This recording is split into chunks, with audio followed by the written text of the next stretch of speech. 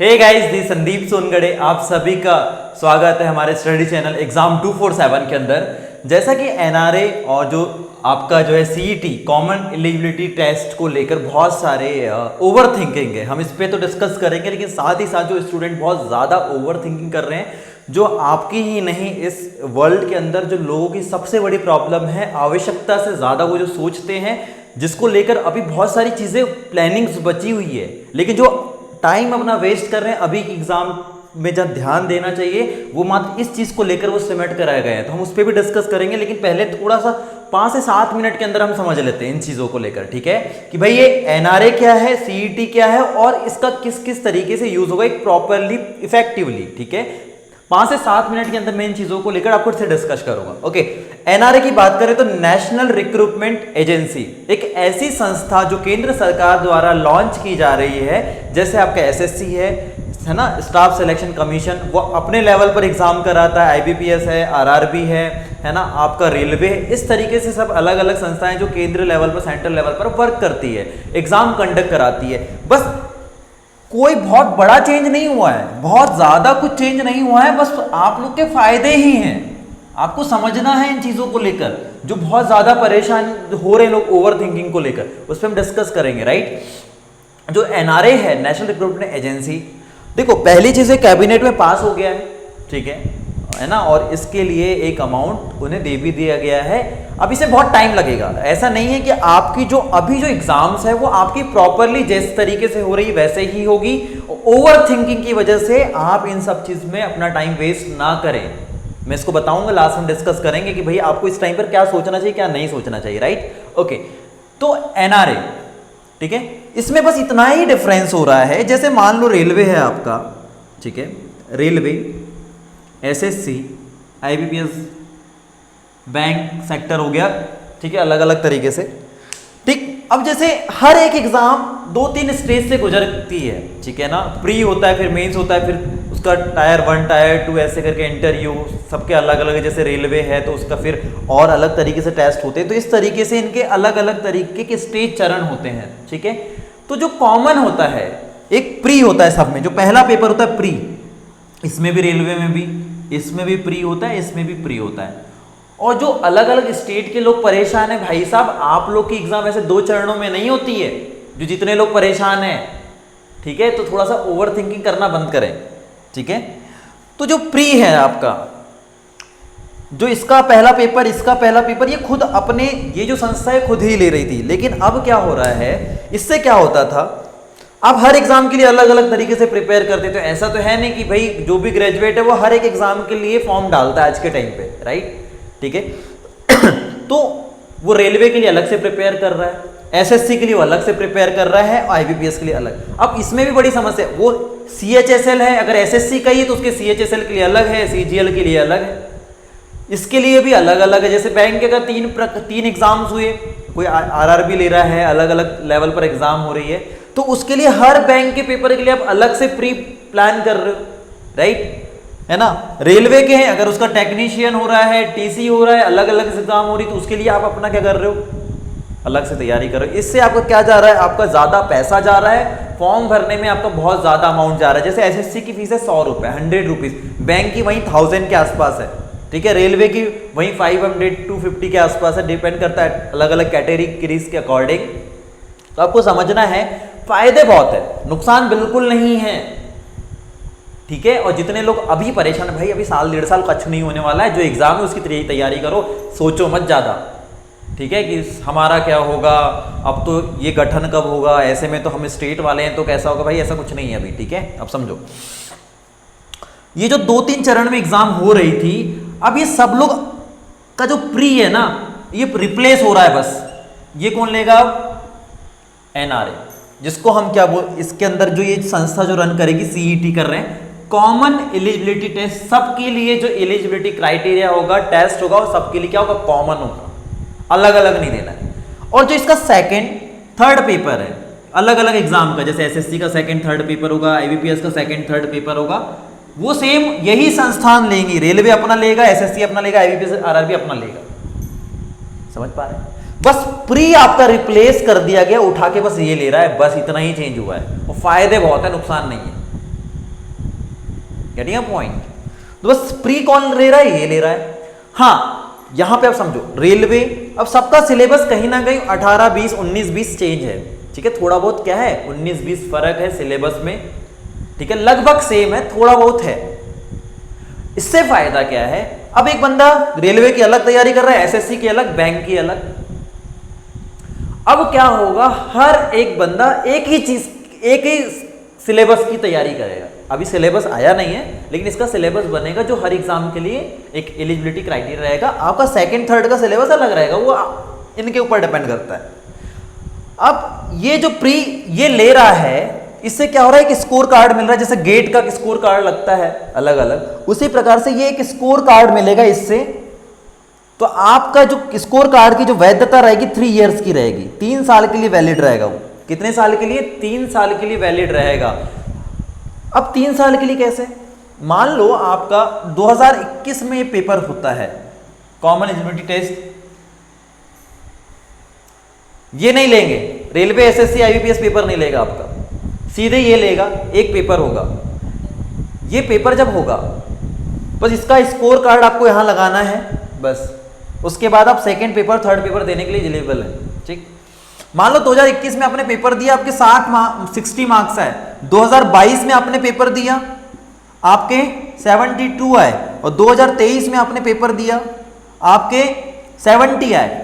अभी 3 साल के आपका स्कोर है, 2021 2022 2023, पहले 60 फिर 72 फिर 70। तो याद रखना है इसमें भी वो कौन सा स्कोर उठाएगा, हाईएस्ट वाला 72 वाला। इसमें भी ये एनआरए क्या करेगा, आपका हाईएस्ट स्कोर उठा के रखेगा। अब सर कट ऑफ बढ़ जाएगा, उस पर भी हम डिस्कस करेंगे। सर कंपटीशन बढ़ जाएगा जब सब इंसान एक ही चीज के लिए प्रिपेयर कर रहे हैं, ठीक है। तो भाई साहब देखो, रेलवे अपने हिसाब से क्राइटेरिया डिसाइड करेगी कि भाई उसके लिए minimum passing marks second exam के लिए कितना आवश्यक है। एसएससी अपने लिए करेगी, आईबीपीएस आरआरबी अपने लिए करेंगे, अपने लिए वो कट ऑफ डिसाइड करेंगे, और उससे उतने अधिक लोगों को वो लेकर सेकेंड एग्जाम के लिए ये कंडक्ट, सेकेंड थर्ड एग्जाम यही कंडक्ट कराएंगे। इस टाइम पे एनआरए का रोल कुछ नहीं होगा, एनआरए का रोल मात्र प्री लेवल तक ही सीमित है, सेकेंड थर्ड जो भी है वो यही कराएंगे। आपका क्या बच रहा है, मान लो साल भर में आपके 10 एग्जाम हो रहे हैं, रेलवे के आप 3-4 एग्जाम हो रहे हैं अलग अलग लेवल पर। अब देखो ऐसा नहीं है, अभी 3 टाइप से होगा, कैटेगरी वाइज डिवाइड होगा। ऐसा नहीं है कि ग्रेजुएशन वाला और 10th वाले के लिए कॉमन एलिजिबिलिटी टेस्ट सेम होगा। भाई 10th लेवल पर अलग होगा, इसका सिलेबस अलग होगा, 12th लेवल पर अलग होगा, ग्रेजुएशन लेवल पर अलग होगा, इसके अलग अलग क्राइटेरिया होंगे, राइट। तो इस तरीके से क्राइटेरिया वाइज होगा, क्लियर। तो आपको एक चीज क्या याद रखनी है यहां पर, जो समझना है अच्छे से क्लियर कर लेना, ठीक है। शॉर्ट एंड स्वीट आपको समझना है, बस एनआरए आपका प्री निकाल दे रहा है, बस प्री के लिए 3 इयर्स के लिए क्या रहेगा, वैलिड रहेगा। आपको बार बार एग्जाम नहीं, आपको लगता है आपके मार्क्स कम है, आप कितने नंबर ऑफ टाइम्स कितने भी अटेम्प्ट दे सकते हो, कोई रिस्ट्रिक्शन नहीं है। अगर आप बोलो सर मेरे पहले बार में कम नंबर आए या 40 नंबर आए, कोई दिक्कत नहीं है, आप नेक्स्ट बार दो, ठीक है। बस इतना है कि आपको एक चीज याद रखना है, जैसे 10 एग्जाम साल भर में हो रहे हैं, रेलवे के 3-4 हो रहे हैं, है ना, बैंक के 2-3 हो रहे हैं, जैसे अभी बैंक का डला हुआ है, एसएससी के पेपर डले हुए हैं, है ना। तो इस तरीके से जितने सारे पेपर के फॉर्म के लिए आप हजारों की संख्या में पैसे वेस्ट करते हैं, वो आपका पैसा एक ही पेपर में हो गया, कॉस्ट कम हो जाएगी। एक ही बार ट्रैवल करना है, एक ही बार एग्जाम देने जाना है, अलग अलग सेंटर भागने की आवश्यकता नहीं है ना। एक बार अच्छे से तैयारी कर लो, ठीक है, तो आप फंसे नहीं रहोगे। एक एग्जाम दिया, वेट कर रहे हो कि भाई उसका क्या होगा, फिर नेक्स्ट एग्जाम होगी, फंसे नहीं। आपका स्कोर कार्ड आ गया कि आपके इतने मार्क्स है, नहीं है अच्छे, कहीं फंसे हुए नहीं हो, आप दोबारा फिर उसी सिलेबस को लेकर तैयारी करो, क्योंकि पता है कि इसके अलावा यही निकालना सबसे मेन है, इसमें स्कोर करना पड़ेगा। अभी क्या होता है, एक एग्जाम दिया, अच्छा ठीक है, दोबारा के लिए, तीसरे बार के लिए तैयारी करते जाते पता ही नहीं चलता कि हम कहाँ पर है कहाँ नहीं है, आप समझते हैं। दूसरी चीज, जैसे अगर बात करें एमपी की, ये बात समझ में है कि बस कितना सा डिफरेंस है, फायदे बहुत है, नुकसान नहीं है। अब भाई साहब जो लोग हैं, सर अभी बैंक का क्या होगा, कंपटीशन बढ़ जाएगा, तो मैं तो बता दी भाई, स्कोर कार्ड सबका अलग अलग, रेलवे अपना कट ऑफ डिसाइड करेगा, आईबीपीएस अपना, एसएससी अपना करेगा, ठीक है, अपने अपने बोर्ड अलग तरीके से। ओके, अब आपको समझना क्या है, सर अब जो फॉर्म हमने भरे इसका क्या होगा? जैसे बैंक के 2-3 फॉर्म डाले हुए हैं, रेलवे के एनटीपीसी के फॉर्म डाले हुए हैं। भाई साहब कोई भी अभी ना कोई सिलेबस डिसाइड है, अगर मान लो इसके लिए अप्रूवल मिला है, अभी ना कोई गठन हुआ है समिति का, है ना, कोई अभी कोई उसका अध्यक्ष नियुक्त नहीं किया गया, कोई भी एक तरीके से कोई यूनियन नहीं बना है अभी उसका, तो अभी आप कैसे सोच सकते हो? आपको अभी साल 1.5 साल अपनी उन्हीं एग्जाम पे फोकस करना जो फॉर्म आपने भरे हो, वो सेंट्रल लेवल पर हो या स्टेट लेवल पर। अगर कहीं के मुख्यमंत्री ने कोई स्टेटमेंट दे दिया कि भाई हम भी NRA लेकर आएंगे, ठीक है, या कॉमन एलिजिबिलिटी टेस्ट लेकर आएंगे, तो ये इसके अधीन काम करेगा। कोई स्टेटमेंट किसी कहीं के मुख्यमंत्री ने दे दिया तो भाई साहब डरने की क्या जरूरत है? ऐसा तो नहीं है कि सेंट्रल का सिलेबस चिपका देगा स्टेट में, सेंट्रल का स्टेट सिलेबस तो नहीं चिपका देगा ना स्टेट में, उसके लिए अलग से स्ट्रेटेजी होगी, और वो आज नहीं होगी, साल 1.5 साल बाद होगी। पहले एक यूनियन तो बन जाए, पहले यूनियन बन जाए, पूरा सिस्टम बन जाए, साल 1.5 साल इसमें निकल जाएंगे, सिलेबस आ जाए, उस हिसाब से आप सोचोगे, उसके लिए भी आपको टाइम मिलेगा। ऐसा तो नहीं कि सिलेबस डिसाइड हुआ 4 दिन बाद पेपर होगा, उसके लिए भी एक टाइम होगा कि भाई आज आपका सिलेबस डिसाइड हुआ, 6 महीने बाद पेपर है, 6 मंथ बाद पेपर है, तो ऐसे साल 1.5-2 साल लग जाएंगे। Getting a point? तो आपको तो अभी ओवर थिंकिंग जो कर रहे हैं इस पर स्टूडेंट बिजी है। जैसे आज मुझे मेरी कुछ स्टूडेंट से बात हुई कि सर कि क्या होगा, हमारे ओवर एज हो रहे हैं, हमारा टाइम निकल जाएगा, फिर हम डबल से नए सिरे से पढ़ेंगे, सिलेबस, गवर्नमेंट खराब है, मुख्यमंत्री खराब है, ऐसा है वैसा है, उनने ऐसा स्टेटमेंट दे दिया। भाई साहब आप पढ़े लिखे एजुकेटेड पर्सन हो, आपको खुद समझना चाहिए सेंट्रल लेवल पर अलग होगा। अगर कल को फ्यूचर में कोई मुख्यमंत्री ने बोल भी दिया कि बनाएंगे, उसका सिलेबस अलग होगा, उसके क्राइटेरिया अलग होंगे, वही तो होगा। ऐसा तो नहीं कि चेंज कर देगा, MP की जगह बोलेगा कि नहीं महाराष्ट्र का पढ़ो, नहीं ना, तो इतना टेंशन लेने का। और ये दुनिया शिकार है ज्यादातर, ज्यादा से ज्यादा सोचने का वर्क हमें करना चाहिए। हमें क्या करना चाहिए? हमारी जो एग्जाम है उसके अकॉर्डिंग बात करो। आपका तो डिसाइड है ना, 1-1.5 साल कुछ नहीं हो सकता, आपको अपनी एग्जाम की तैयारी करो। और जितने लोग सोचते हैं कि रेलवे आएगा, पुलिस आएगा, भाई सब आएंगे, सब अभी एग्जाम होगी अपनी अपनी, है ना। कोरोना टाइम चल रहा था, हमें लगता है कि हम जिस जगह पे बैठे हुए हैं, हमें लगता है कि सब कुछ बढ़िया चल रहा है, उन्हें बहुत सारी चीजें मैनेज करनी होती है। समझ पा रहे हैं? अभी जो टाइम चल रहा है, हम लोग सोच सकते हैं कि हम एग्जाम के फॉर्म भरे, बहुत सारी जगह तो ऐसी प्रॉब्लम है कि कुछ भी नहीं सोच सकते।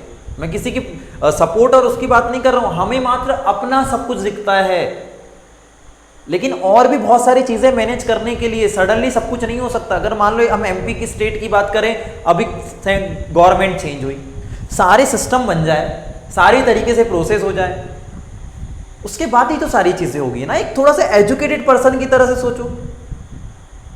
हाँ, नोटिफिकेशन डल जाएगा, मान लो उन्हें वेंडर मिल गया, सारी चीजें, और आपका एग्जाम करा दिया, तो आप प्रॉपरली प्रिपेयर तो हो जाओ। कितना टाइम हो गया पढ़ाई छोटे हुए, एग्जाम, काफी कोचिंग से कहीं ना कहीं आपकी लिंक टूट गई, घर में थे तो कहीं ना कहीं हम पढ़ाई से दूर हो गए, तो अब थोड़ा सा माहौल में आ जाओ।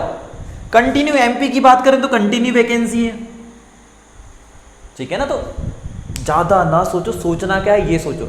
दिक्कत क्या है स्टूडेंट के साथ? जो उसका काम है वो करता नहीं है, जो काम है उसका पढ़ना है वो करेगा नहीं।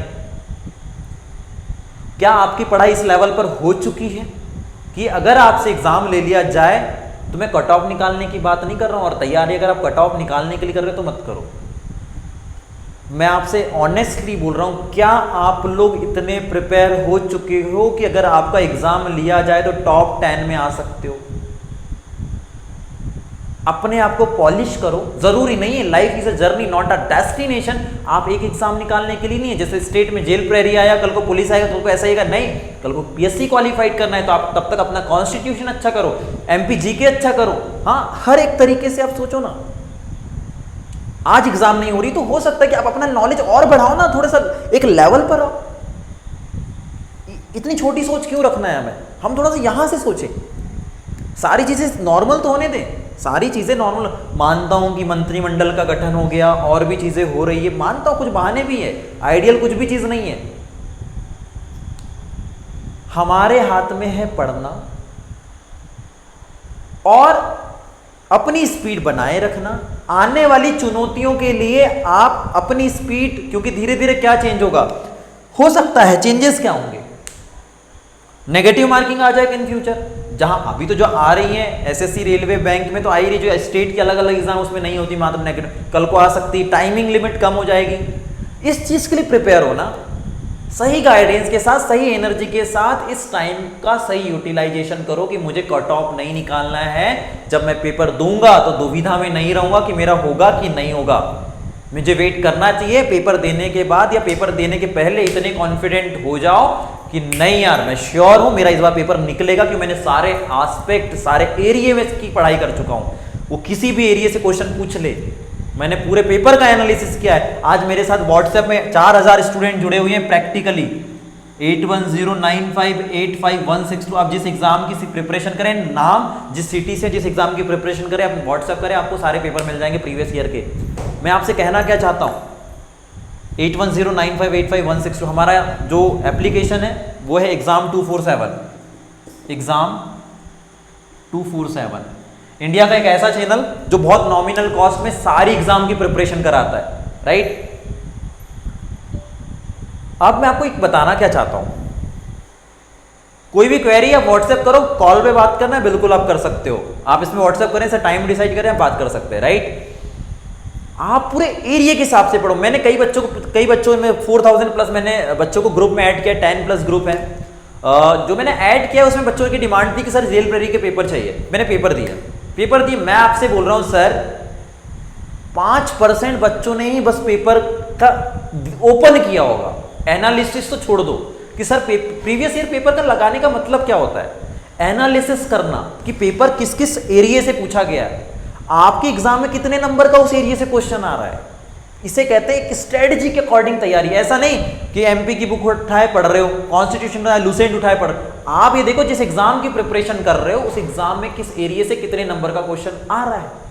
क्या मेरा वो एरिया कवर है कि क्या मैं एक नंबर से तो नहीं रुक रहा हूं। मैं क्यों रहूंगा कि एक नंबर से रुक गया, 0.01 से रुक गया, 0.20 से रुक गया, है ना टाइम। कल को रोने की आवश्यकता नहीं कि मेरे साथ सारी परिस्थितियां।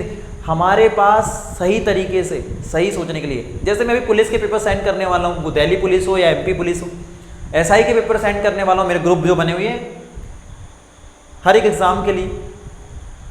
तो आपको समझना पड़ेगा आज, राइट। दूसरी चीज मैंने आपको कई बार बता चुका है, अभी गणेश चतुर्थी के उपलक्ष्य में हमने एक ऑफर लॉन्च किया है, ठीक है भाई साहब। अलग अलग कोचिंग वाले अलग अलग फीस वसूल रहे हैं, लोग 2000-3000 के पैकेज दे रहे हैं ओनली जेल प्रहरी की, ठीक है 2000 में ओनली जेल प्रहरी। मैं आपको जेल प्रहरी, ठीक है जेल प्रहरी, आपका एमपी पुलिस और आपका एसआई, तीनों की तैयारी आपको 1499 में 25 अगस्त के पहले तक सबमिट करना है फोन पे के थ्रू, इसी नंबर पर। लेकिन उसके पहले आप हमसे कांटेक्ट करें, राइट।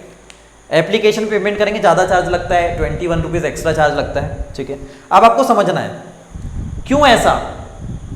सर दूसरी कोचिंग वाले पहले जेल प्रहरी के लिए इतनी फीस ले रहे हैं, उसके बाद पुलिस के लिए लेंगे, उसके बाद एसआई के लेंगे। आपको समझना है जेल प्रहरी का जो सिलेबस है बहुत शॉर्ट एंड सिंपल है, मैथ्स भी बहुत आसान है, हिंदी भी आसान है, इंग्लिश भी आसान है, सब कुछ आसान है, गेटिंग अ पॉइंट। लेकिन आपको ये नहीं पता कि किस एरिया से क्वेश्चन आएगा, तो एरिया छूट गया।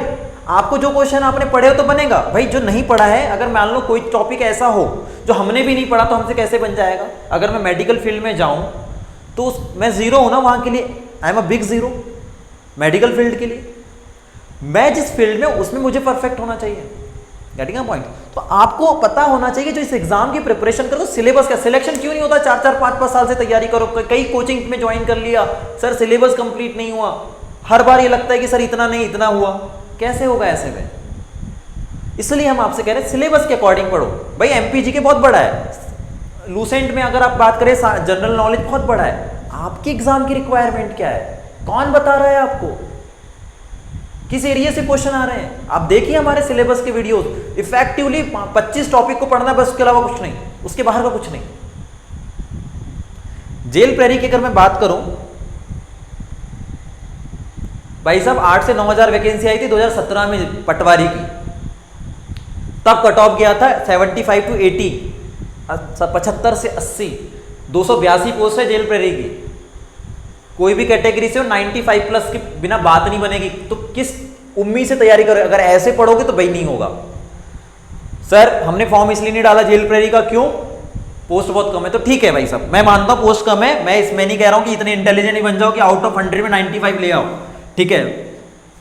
बहुत ज्यादा भी प्रेशराइज होकर नहीं पढ़ना है। मैं आपसे ये कहना चाह रहा हूं गवर्नमेंट अपना काम कर लेगी भाई। ऐसा तो नहीं है कि 10 साल बाद पेपर निकालेगी यार, वैसे ही 4 साल हो गए, अब तो निकालेगी ना पेपर। आप बोलो या ना बोलो, उन्हें भी समझ में आ रहा है।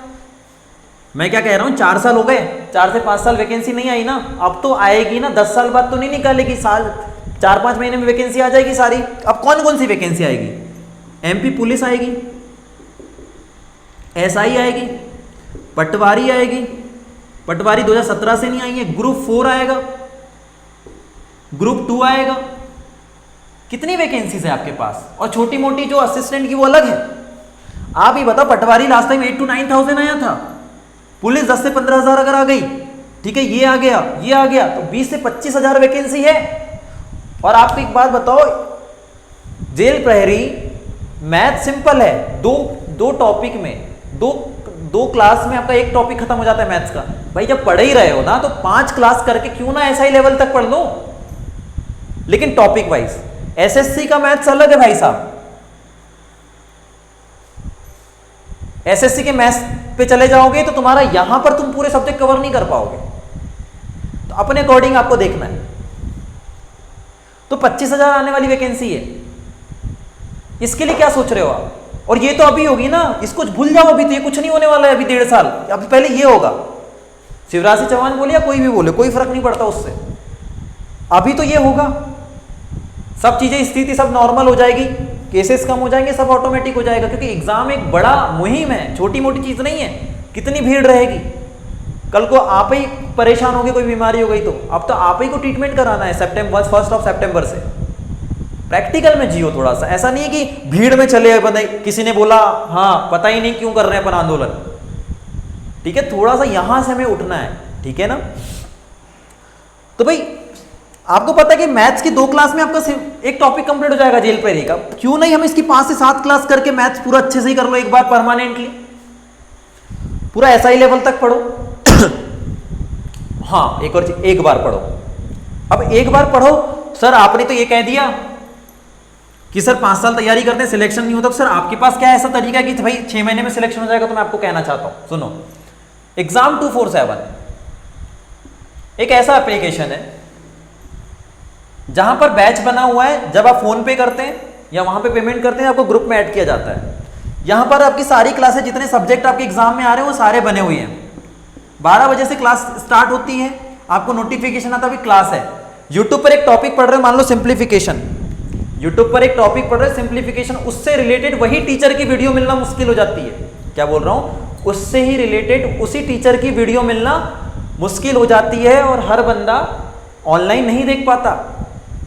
अब मान लो उसको 1 हफ्ते बाद वही टॉपिक पढ़ना है, तो या तो वो अपनी हिस्ट्री में देखे, यूट्यूब सर्च हिस्ट्री में। एप्लीकेशन का फायदा यह है कि यहां पर आपकी जो वीडियोस है, जो क्लासेस अगर आपने मिस कर दी तो ये परमानेंट सेव हो गई, परमानेंटली, जब तक आप एग्जाम दे रहे हो, जितने दिन के लिए आपको कोर्सेज प्रोवाइड किया जा रहा है, तो आपको यहां पर परमानेंट आपकी क्लास सेव हो गई। अब 5 महीने बाद भी देखोगे तो आपकी क्लास वही है। आप 1 महीने में पूरी क्लास रिवीजन कर लो। पढ़ाने का बेस्ट तरीका है, आप देख लो इस स्क्रीन के एंड में,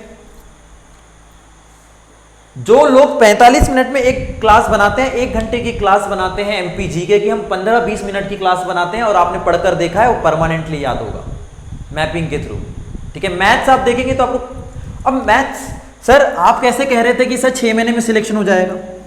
देखो ओवरऑल एक टेस्ट होता है। मान लो आप जेल प्रेरी या MP पुलिस का पेपर दे रहे हो या रेलवे का पेपर दे रहे हो, कोई भी, हर एग्जाम की बात करो, ओनली इसके लिए बात नहीं कर रहा हूं, अब रेलवे की तैयारी करो, दिल्ली पुलिस की, सारे एग्जाम की प्रिपरेशन हो रही है, आपको समझना है। मैंने एक पेपर लिया 100 नंबर का, आपको नहीं पता किस किस एरिया से क्वेश्चन आ रहे हैं, मैंने आज बैच स्टार्ट किया मान लो, और मैंने पेपर दे दिया भाई 100 नंबर का टेस्ट लगाओ। आप क्या आए, मान लो आपने एवरेज तो 50 मार्क्स तो कोई भी ला लेता तुक्का करके, 75 प्लस आ नहीं रहे, तो डिमोटिवेट हो रहे हो। सबके इतने, तो क्या करें? तो इसका मतलब ये बात समझ में नहीं आ रही कि आपको पूरा पेपर नहीं बन रहा है। ऐसा नहीं है, आपको 50% से ज्यादा सिलेबस आता है और आप पढ़ चुके हैं पहले से ही। जोड़ना घटाना सिंपल लेवल पे सबको आता है, ऐसा बिल्कुल नहीं है। और थोड़ा बहुत हर कोई पढ़ा होता है, कहीं ना कहीं कोचिंग करे तो भाई 50-60% तो आपको आता है, लेकिन आपको ये समझ में नहीं आ रहा कि मेरा कौन सा टॉपिक सही है या नहीं है। अगर मैं 100 नंबर का पूरा पेपर ले लेता हूं आपसे, तो आपको समझ में आ रहा है यहां पर कि अगर मान लो कि 60 नंबर है तो भाई 40 नंबर कहां से नहीं बने, इसका एनालिसिस आप नहीं कर पाते हो। तो हम यहाँ क्या कर रहे हैं, यहाँ पर हमारा एक अलग तरीका है। हम ये 100 नंबर का पेपर नहीं ले रहे हैं आपसे, यहाँ पे हमारा तरीका अलग है। संदीप सर क्लासेस भोपाल के अंदर अवेलेबल है आपकी। हमारा तरीका क्या है, हमने एक टॉपिक कराया, मान लो अलजेब्रा कराया या सिंप्लीफिकेशन कराया, हमने इसी के आपको 100 क्वेश्चन दे दिए, हर एक तरीके से, वो प्री लेवल पर हो, एसएससी लेवल पर हो, किसी भी लेवल पर हो। हमने 0 से मॉडरेट लेवल तक हमने 100 नंबर का क्वेश्चन पेपर आपको दे दिया। 100 से ज्यादा क्वेश्चन हमने पहले टॉपिक पढ़ाया, उसके बाद हमने आपको एक टेस्ट पेपर दे दिया और आप खुद सॉल्व करो। उस पे आपको ये समझ में आ रहा है कि भाई ये टॉपिक में देखो, एक टॉपिक है उसमें भी 50 टाइप के क्वेश्चन आते हैं। अगर आप देखोगे तो ऐसी कई बुक्स हैं जहां पे एक टॉपिक के 600 क्वेश्चन है, सिंप्लीफिकेशन के 600-700 क्वेश्चन है। तो ऐसा नहीं कि आपने सिंप्लीफिकेशन पढ़ लिया तो आपको पूरा सिंप्लीफिकेशन आता होगा, दूसरे तरीके का क्वेश्चन आ गया तब तो फंस गई ना कहानी। क्योंकि आपने तो एक टीचर की यूट्यूब पर पढ़ ली थी, उसके बाद आपने उसका आगे का देखा ही नहीं, उन्हें सारे तरीके कराए नहीं, तो फिर तो यहां पर आपके सारे तरीके के क्वेश्चन होते हैं इस सीट के अंदर। इस सीट के अंदर आपके सारे तरीके के क्वेश्चन डले हैं। अगर इस पूरी सीट के में अगर आप स्कोर पूरा आउट ऑफ 100 कर रहे हो या 60 भी कर रहे हो, तो आपको ये समझ में आ गया कि 40 क्वेश्चन अलजेब्रा के मेरे को इस टाइप के नहीं बने। फिर इसका सॉल्यूशन का वीडियो डलता है, जो हमारे प्रॉपर व्हाट्सएप ग्रुप में जुड़े उन्हें इंफॉर्मेशन मिल जाती है, और जो एप्लीकेशन पे फिर इसका सॉल्यूशन का वीडियो डला। जो क्वेश्चन नहीं बन रहे आप इसमें टिक कर रहे, तो यहां से समझ में आ गया कि भाई अब तो अलजेब्रा हो, इसका कोई भी क्वेश्चन किसी भी तरीके का आ जाए मेरे से बन जाएगा। इससे क्या हो गया भाई, श्योर हो गया कि भाई एक टॉपिक तो परफेक्ट है, कुछ भी हो जाए। इसी तरीके से आपने कोई सिंप्लीफिकेशन किया, उसकी सीट आई, उसके 100 क्वेश्चन कर लिया, आपका सिंप्लीफिकेशन डन। इससे क्या हुआ, आपको खुद को अंदर से बिलीव हो रहा है भाई मेरे इतने एरिया तो कवर है, बस लास्ट में एक बार रिवीजन करना है। समझ पा रहे हैं? टोटल पेपर टेस्ट ना लेकर टॉपिक वाइज टेस्ट, ये हमारी स्ट्रेटेजी। टॉपिक वाइज टेस्ट सबसे बढ़िया होता है कि आपका टॉपिक क्लियर हो गया, ठीक है ना। एक साथ हम पे ने मैपिंग करके वीडियोस बनाई आपको पढ़ने के लिए। आप डायरेक्ट हमारे व्हाट्सएप नंबर पे कॉल मैसेज करें, नाम, सिटी, जिस एग्जाम की प्रिपरेशन कर रहे हैं आप बोल दें सर हम इस एग्जाम की प्रिपरेशन कर रहे हैं, हमें पेपर चाहिए इस एग्जाम के। आप हमें कहिए सर कुछ वीडियोस चाहिए डेमो के लिए फ्री ऑफ कॉस्ट, उसके बाद हम आपका पैकेज ले सकते हैं। 25 अगस्त आपका लास्ट डेट है, ठीक है। दिल्ली पुलिस वाले डायरेक्ट कांटेक्ट करें, राइट। तो ये सारी चीजें, इससे क्या हो रहा है आपको समझ में आ रहा है कि नहीं यार मैं एक एक स्टेप बढ़ रहा हूँ। अभी क्या होता है पता है, अभी क्या होता है भाई साहब, मैंने 6 महीने पहले तैयारी करी थी भाई, अब आई जेल पर ही पूरा 0 पे, अब डबल से शुरुआत करना है। कल को आ गई ऐसा ही, फिर 0 पे आ गए, फिर शुरुआत करना है। और हर कोचिंग वाला आपके लिए फिर डबल से बार बार फीस लेते जा रहा है, लेते जा रहा है, लेते जा रहा है, तब भी आपका सिलेबस नहीं हो रहा, ना ही सिलेक्शन हो रहा है। 2000 बच्चे कोचिंग में, 4 लोग सेलेक्ट हो गए तो भाई कोचिंग बहुत बड़ी कोचिंग है, भाई मजा आ गया। ऐसा नहीं होना चाहिए। मैं नहीं कह रहा हूं कि 4000 लोग सेलेक्ट हो जाएंगे या 2000 लोग सेलेक्ट हो जाएंगे, अरे लेकिन 2000 को सेटिस्फेक्शन तो कि मैं इस कोचिंग में पढ़ा हूं, मेरा कुछ तो इंप्रूवमेंट हुआ है, मेरी गलती थी, मेरा फॉल्ट था, कोचिंग को ब्लेम ना कर सके। इस तरीके से तो पढ़ो, इस तरीके माहौल में तो पढ़ो, सिलेबस के अकॉर्डिंग पढ़ो दोस्त, सिलेक्शन जरूर होगा। और सिलेबस के लिए भी वीडियोस मिलेगी आपको हर सब्जेक्ट के लिए, ठीक है। तो ओवर थिंकिंग नहीं करना है, सही डायरेक्शन में पढ़ाई करो, मजा आ जाएगा आपको पढ़ने में। Thank you so much guys, मिलते हैं। और आप लोग को एक एप्लीकेशन डाउनलोड करनी है, एग्जाम 247 गूगल प्ले स्टोर से, और इस नंबर पे आप अपना व्हाट्सएप पे जुड़े 8109585162 पर। मैसेज करने के बाद एक दिन वेट करें, अगर एक दिन में अगर आपको जोड़ नहीं लिया जाता व्हाट्सएप ग्रुप में तो आप दोबारा मैसेज करें, और ये नंबर मेरा पर्सनली, आप डायरेक्ट मुझसे कनेक्ट हो रहे हैं। Thank you so much guys, thank you.